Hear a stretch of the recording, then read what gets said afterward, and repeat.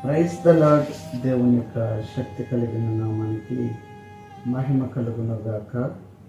ఈరోజు దేవుని యొక్క వాగ్దానము యోహాను సువార్త 15వ అధ్యాయము 7వ వచనము.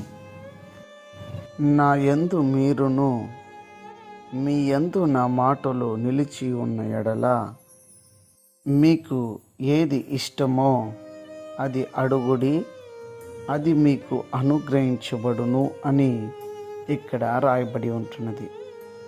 ఈ దిన వాగ్దానాన్ని వింటున్నటువంటి దేవుని జనాంగమా, మనము దేవుని యందు నిలిచి ఉండి మనము దేవుడిని అడిగినట్లయితే తప్పక దేవుడు మనం అడిగిన వాటిని, మనము కోరుకున్న వాటిని దేవుడు దయచేస్తారు.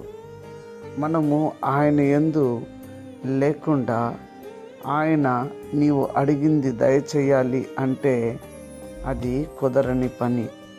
ఎందుకంటే మనము మట్టి శరీరము అన్న విషయాన్ని గమనించాలి. దేవుని యందు మనము నిలిచి ఉండాలి. దేవుని యందు నిలిచి ఉండడం అంటే ఆయన వాక్యాన్ని గైకొని ఆయన మాటానుసారంగా జీవితాన్ని జీవించడమే ఆయన యందు నిలిచి ఉండడం అని అర్థం.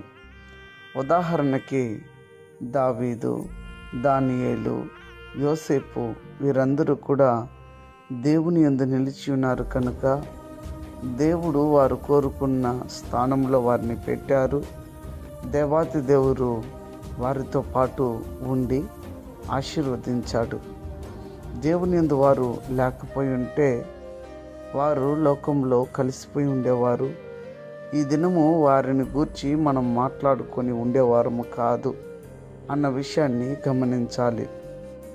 దేవుని యందు ఏ మనిషి అయితే నిలిచి ఉంటాడో ఆ వ్యక్తిని దేవాతి దేవుడు నిశ్చయముగా తన యొక్క కోరికలను నెరవేరుస్తాడు, తన యొక్క కోరికలను సిద్ధింపచేస్తాడన్న విషయాన్ని గమనించాలి. దేవుని యందు నిలిచి ఉండి ఆయన యొక్క అనుగ్రహించే దీవెనలను పొందుకుంటారా, లేకపోతే ఆయన యందు నిలిచి ఉన్నామనే భ్రమలో బ్రతుకుతూ ఆయన యొక్క ఆశీర్వాదానికి దూరంగానే బ్రతుకుతారా? ఎలా ఉంటారో మీరు ఆలోచన చేసి ప్రార్థన ఈ ఉదయకాల సమయమందు చేసుకొని ప్రారంభిద్దామా? ప్రేమ స్వరూపి, ఉదయకాల సమయమందు మీరు మాతో మాట్లాడారు. మీరు మాట్లాడిన శ్రేష్టమగు మాట కొరకే స్తోత్రం.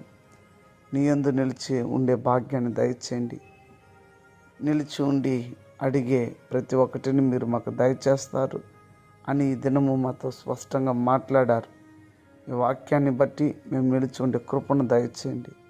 అనారోగ్యం చేత ఉన్నవారికి ఆరోగ్యము, ఆర్థిక ఇబ్బందులు ఉన్న వారికి విడుదల, రక్షణ లేని ప్రజలకు రక్షణ ఇచ్చి నిరాకటికి ప్రతి వారిని సిద్ధపరచమని క్రీస్తు పేరిట వేడుకొని నాము తండ్రి, ఆమెన్.